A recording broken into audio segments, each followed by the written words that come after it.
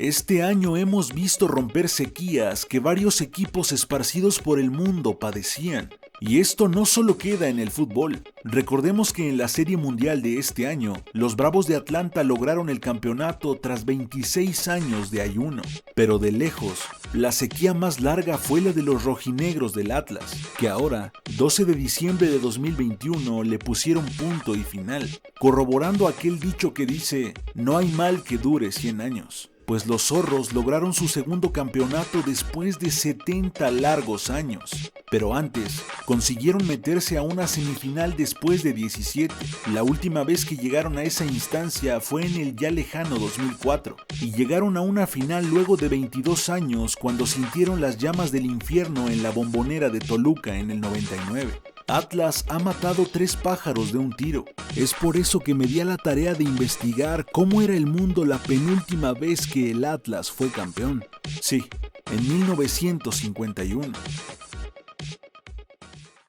En 1951 se estrenaba Alicia en el País de las Maravillas. Juan Manuel Fangio ganaba su primero de 5 campeonatos de Fórmula 1. Chabelo tenía 16 años. Marlon Brando protagonizaba un tranvía llamado Deseo. Mohamed Ali todavía no debutaba como profesional. El Canal 2 o Canal de las Estrellas iniciaba transmisiones. Cortázar publicaba su primer libro. El 13 de septiembre de ese año se estrenaba A Toda Máquina, aquella película protagonizada por Pedro Infante. Silvia Pinal aparecía en La Estatua de Carne. En México, Ciudad Satélite no existía, al igual que muchas otras colonias o edificios icónicos, como la Torre Latinoamericana y la Basílica de Guadalupe. El metro de la Ciudad de México no existía. Andrés Manuel López Obrador, actual presidente de México, aún no nacía. El éxito musical del momento era de Tennessee Waltz, de Patti Page, mientras que en México José Alfredo Jiménez estaba en pleno apogeo. Joan Sebastián nacía en ese año.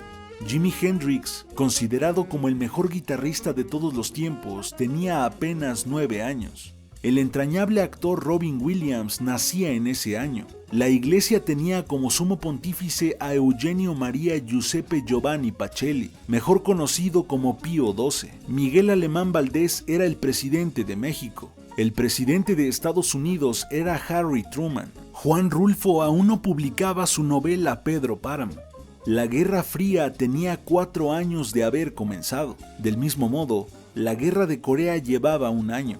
El francés Jules Rimet era el presidente de FIFA. En temas de fútbol, la Champions League no existía. Los campeones en las ligas importantes de Europa eran Milán, Tottenham y, por supuesto, el Atlético de Madrid.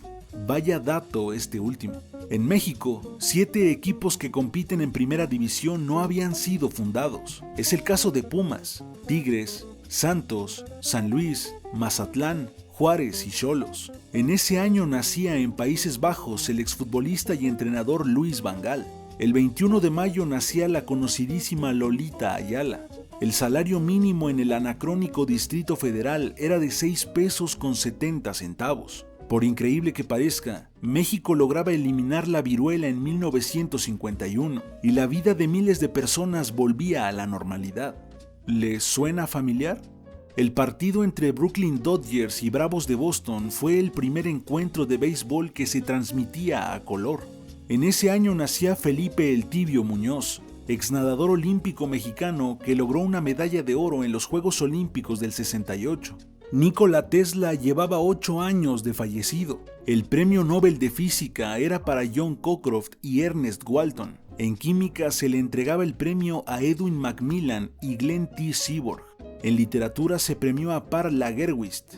Y el premio Nobel de la Paz fue para Leon Jouhaux. En la Ciudad de México se registraba la última gran inundación. La mañana del lunes 16 de julio, la ciudad amaneció bajo el agua, y así permaneció durante 3 meses. Los sismos de El Salvador ocurrían el 6 de mayo. La Organización de las Naciones Unidas inauguraba su sede en Nueva York. En Madrid se inauguraba el Museo Lázaro Galdiano. El sitio de pruebas de Nevada, en el marco de la Operación Ranger, Estados Unidos detonaba la bomba atómica Baker II, de 8 kilotones. La reina Isabel aún no recibía la corona. La selección de Brasil aún no tenía campeonatos mundiales. En cambio, Uruguay e Italia eran los más ganadores en la Copa del Mundo con 2 mundiales cada uno. María Félix protagonizaba Mesalina. El conflicto bélico que todos conocemos como la Guerra de Vietnam aún no tenía lugar. La televisión a color aún no llegaba a México. Cantinflas protagonizaba la película El Siete Machos. Faltaba poco más de 2 décadas para que toda Latinoamérica se deleitara con El Chavo del Ocho. La radio contaba con muchísima audiencia, inclusive más que la televisión. En ese tiempo, al menos en México, en las aulas los profesores golpeaban a los alumnos como reprimenda. La fiebre por los Beatles aún no comenzaba. Faltaban 10 años para que Javier Solís lanzara su éxito Esclavo y Amo. Vicente Fernández tenía 11 años. Los niños se entretenían viendo los Looney Tunes, al gato Félix y a Mickey Mouse en la televisión. Donald Trump tenía 5 años. Antonio Aguilar tenía poco de haber despegado en el estrellato. Para ese entonces, Atlas era el único campeón de Jalisco. El Indio Fernández dirigía Víctimas del Pecado. El hombre aún no llegaba al espacio, mucho menos a la luna. Freddie Mercury tenía 5 años. Michael Jackson aún no nacía. Alfred Hitchcock estrenaba su película Extraños en un tren. Stan Lee aún no creaba al Hombre Araña. Octavio Paz publicaba su libro Águila o Sol. Ignacio López Tarso aún no debutaba como actor. Las grandes cadenas de comida rápida como Burger King, McDonald's y KFC aún no se fundaban. Calimán aún no era transmitido por radio, y mucho menos habían salido sus historietas. México aún no conocía a Pancho Pantera. Tintán protagonizaba El Revoltoso. El Che Guevara tenía 39 años. El Ratón Macías participaba en los Juegos Panamericanos de ese año, ganando medalla de bronce. En ese año nacía Carlos Zárate Serna, conocido como El Cañas, otro afamado pugilista mexicano. El Santo ya era catalogado como superhéroe. La Unión Soviética todavía no lanzaba el primer satélite artificial de la historia, el Sputnik 1. Luciano Pavarotti aún no comenzaba siquiera a estudiar música. Carmen Salinas tenía tan solo 12 años. Madonna todavía no nacía. Karol Wojtyła, que es lo mismo a Juan Pablo II, era vicario en diversas parroquias de Cracovia. Hasta ese momento, el equipo más ganador del fútbol mexicano era el León con 3 títulos. Le seguía Veracruz, con los 2 títulos que le conocemos hasta la fecha.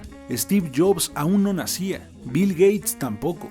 Así se veía el Ferrari último modelo.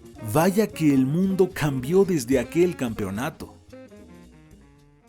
Y bueno, amigos, aquí termina este ilustrador recuento. Coméntame acá abajo qué te pareció este video.